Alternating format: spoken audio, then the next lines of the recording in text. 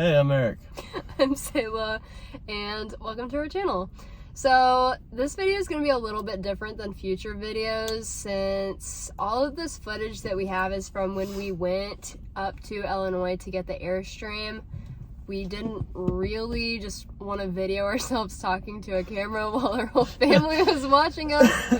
So yeah, we're pretty much just gonna be like going through these videos, kind of talking through the story on like how we got this thing back down to Florida, and then yeah, so hopefully it just gives us a chance to kind of like get to know each other, give you guys an introduction to us and like who we are.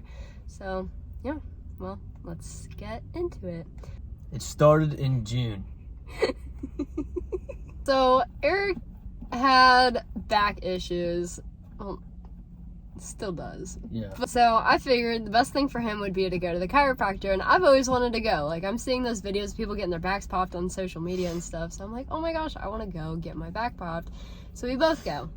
And while we're sitting in the waiting room, there's a like RV Airstream, I don't know, motorized Airstream? Motorhome Airstream, motor Airstream. I don't know. It's a motor stream. There's a motor stream that comes by as we're just like looking out the window, and Eric's like, oh, Airstreams are really cool, like that would be so cool to have one day, something along those lines. I didn't sound like that though. Anyways, this motor stream goes by. Eric says the Airstreams are cool or something along those lines, and I knew that I had one in the family that literally nobody who's currently alive has seen this thing move. So I decided to ask my grandma about it because it was her dad's, and I was like, hey, this thing hasn't moved in a really long time. Would you and your brother be willing to sell it? And so they thought about it for a little while, got back to us, and they said that they were. So I was like, Eric, listen up, this thing is nothing fancy. Listen up, it's coming. This thing is nothing fancy. It has not been like upkept in any way, shape, or form. So we need to go look at it, see what you think, and then go from there. That's what we did. We went in August to go look at it, and I didn't take any like, well, no, I took a walkthrough video. Yeah. But we have a bunch of pictures and stuff of it. Yeah, so I took a lot of photos of like how it looked currently when we went to go look at it. Here they are. This is where you put them in. It was not cleaned up. There were like Walmart bags that were That dude was like, what the are you doing? That was funny. There were Walmart bags that were like disintegrating, like you could not pick them up, they would just flake and fall into pieces. Like, what else? The couch was like that too. Oh yeah, when you The sat, couch was terrible. when he sat on the couch and got back up, there was a rip like in the shape of his The butt. entire thing just like crumbled. Yeah. But then after that, we decided to like talk through it, kind of think about what we were doing and come to a conclusion about the price and stuff, like how much we were gonna pay. But ultimately everything ended up working out. So we went back in November to go get it out, and oh my God, it was such a fun experience. So It wasn't as bad as making it sound. Making it sound terrible. here's the lowdown. So it rained the morning that we got there, and this thing has been sitting in the same like spot. I don't, how do I word this? It's been sitting in the same place on a lake since 1982, I think, was when it was brought there, and it just sat there like the whole time. So it was pretty buried in, you know, the spot where it was. I have pictures of the wheels underground too that I'll insert now. But yeah, so it rained the morning that we got there, and we were gonna attempt to pull it out. So the ground is slick, good times. But Eric had traction mats. I did. That helped us get it out. Just gave us that little extra needed traction to get it out of the hole. Oh my gosh, everybody was like ecstatic about these traction mats. It was like word of the week whenever we went there. I don't know. I wasn't really familiar with them. You have to input a picture of them. I'll insert a picture of what exactly we're talking about if you're not familiar. But they're basically just these long plastic boards with like little like grippy. They're just grooves. Yeah. They're just grooves. It's a textured plastic board, basically. So, without those, do you think we could have gotten it out? If it was dry. if the ground was dry. Yeah, but it wasn't. So, who knows how it would have gone if Eric chose to not bring those, because he said that bringing them was a last minute choice. Yeah. Even with those though, like, the wheels were so buried and the tires were, you could just listen to them explode as we were trying to move it. So we had to replace the wheels before we could entirely get it pulled out of the pit it was in, essentially. Because everything... I wouldn't call it a pit, more of a trench. There were 2 horizontal trenches by the time we were done trying to pull it out. It's a trench. And then, like, the belly pan was starting to drag on things, so we just figured, you know, it'd probably be best to change the wheels out and then try to do this again. So after that, everything was good. Went from there, got it out of the hole, and then we changed the wheel bearings. Thankfully, we found the service manual, or my grandma found the service manual whenever she was going through it and cleaning it out for us. So that made it a little easier to order parts on like what we knew that we would need for when we went up there. We kind of figured the wheel bearings would be shot and we'd rather just have new ones rather than like repack them. So we got new ones, got those put on, everything went fine. And then we started to just pull it out of the property. So here's a video of that. Yeah, so we have videos of us pulling it out. Not out of the hole though, because nobody thought that was gonna work. Yeah, we did not record it being pulled out of the hole, or the trenches. The trenches. Because we like were World War II trenches. Half of the people who were there didn't think it would come out, and half of the people, the other half, being us, were super stressed about it coming out. So we did not think... I was stressed. I was not stressed. You were driving though. Yeah, so basically we just didn't get a video of that because there was like too much going on and everybody was in a different like mental state about what was happening. So, but we did get a video of it being pulled out of the property and going down the road because that was a totally monumental moment for it. And then we took it to my great-grandpa's like old shop. Yeah, it was basically just a giant garage with a giant concrete slab that we could set the Airstream on and work on it. So it was starting to get dark and there wasn't really a whole lot we could do because we needed to go get parts and things for like other things we needed to prepare to bring it down to Florida all the way from Illinois, like I said. So one family friend had a pressure washer that he offered to bring by because as you've seen from the old photos, this thing was nasty dirty looking. So I was super excited to pressure wash. I love pressure washing and I just really wanted to see like what kind of shine might be like hanging out underneath all that nastiness. So that was what I did.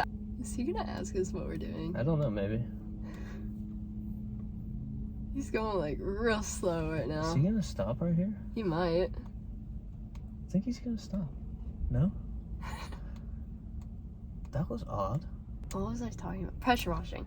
Anyways, I'll insert a clip of me pressure washing just so you can see how big of a difference like we immediately saw in it. Like obviously we still need to polish it and stuff sometime like far you know, down the road, but it was a good little like maintenance thing we could do so that it didn't look terrible going down the road. Yeah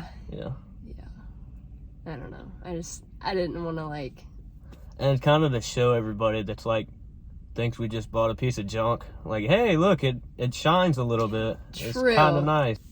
We saw potential and pressure washing it really like just made that shine through. So it was a good little thing we could do. But after that, we pretty much just called it a night. It was just getting too dark and too cold. Oh my gosh, it was so cold while we were there. And I was soaking wet because every time I tried to put a wire connector on, she would spray me with the power washer. Oh yeah, do you want to talk about doing the... Not really, because it's just simple wiring. But like, what wiring are you talking about, at least? The trailer lights. Yeah. I was wiring in the trailer lights, which I actually happened to wire the reverse lights, the power to the reverse lights to the brakes. So every time I'd put the truck in reverse with the trailer plugged in, it would lock the brakes up. We found that out once we got home and tried to back it in the yard and dug a gigantic trench through the yard. But yeah, from what I've been told, the way that Airstream did the colors on their lights are like super. So if you do this, the blue wire is not brakes. It's for the reverse lights. Look at the service manual. What if they don't have that, though? Buy Not a everybody service. has If that. you're doing this, buy a service manual. Well, if anyone happens to have a 1979 Airstream and they need the copy of this manual, we would be more than happy to make a scan for it and just like give it to whoever needs it. Yeah, just let us know. But after that, the next morning we went to Harbor Freight, got new trailer lights, just like we got all they were all orange ones, right? The orange marker lights. Yeah, marker lights. Yeah, so we changed all those out. there was None of the regular lights worked when we plugged them in, and only a couple marker lights did, so we kind of wanted to just check the wiring. Yeah. And see if they did work before we really started changing everything on it. So all I can think about is the one. So why did you have to drill a hole for that one in the first place? Yeah. What? Why'd you have to drill a hole? When I took the light off of, it's the center one in the back of the trailer above the back window. I tried to pull the wire out of the trailer to give me enough room to put a connector on it, and the wire got stuck, I think. Or my connector wouldn't fit back into the trailer, is what it was. So I tried to drill a little hole next to it, and I got like all the way through, and then once it got in, the bit slipped and it cut the wire. So that happened. I tried to get it out, so I put a little bit bigger hole in there and tried to get it out, and I couldn't find the wire. So we just put that light on and then did the other one, and it didn't work. And then come to find out, the wire for the other one was completely ripped out of the harness. So I ended up just getting a coat hanger and fishing it to the first one and splicing, and then pulling it over and splicing again. So they all work. That's good. I do have the video of him pushing that wire into the Airstream though, and it's kind of entertaining. It's a little bit hard to hear just because the camera is so far away. There might have been a couple bad words in that too. There were, but I'm gonna put it in because I find it entertaining at least. What? That light just got caught up in there, and that wire got caught up in there. But then after that, all we had to do was we just ate with my family, and then we were just gonna like just situate things and check the tire pressures, and then we were gonna go. But the door latch just so happened to break the last time that we were trying to open it. I'll insert a photo of what it looked like. We ended up having to crawl through the little door for the It's a water heater access door. We had to crawl through there to get inside because we wanted to see if maybe we could open it from the inside, but the actual, like, what piece broke off? It was the actual latch mechanism that went through the door into the camper wall itself. So, like, the little, like, door latch that you pull to open it had broken off forever ago. My uncle did it.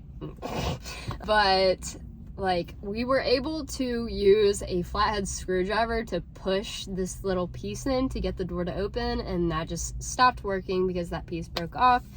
So a family friend got in there with some like really tiny pliers and stuff, and somehow he like got it to slide, and we got the latch out and everything. So we had to use a ratchet strap with like an S hook on it.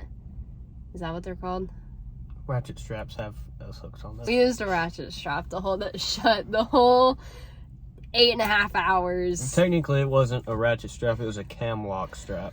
Oh my god! Long story short, it wasn't a ratchet strap, it was a cam lock strap. You don't have to put that in. Oh my god, it's getting hot. We're not putting that in. Did you see how red my face is? I'm like overheating. That strap held the door shut the whole way back down to Florida. So, I mean, if it works, it works. We also put a clamp on there. Yeah, a C-clamp. A C-clamp. We got to give that back to Larry. I don't know that Larry wants to be known. We got to give it back to the owner.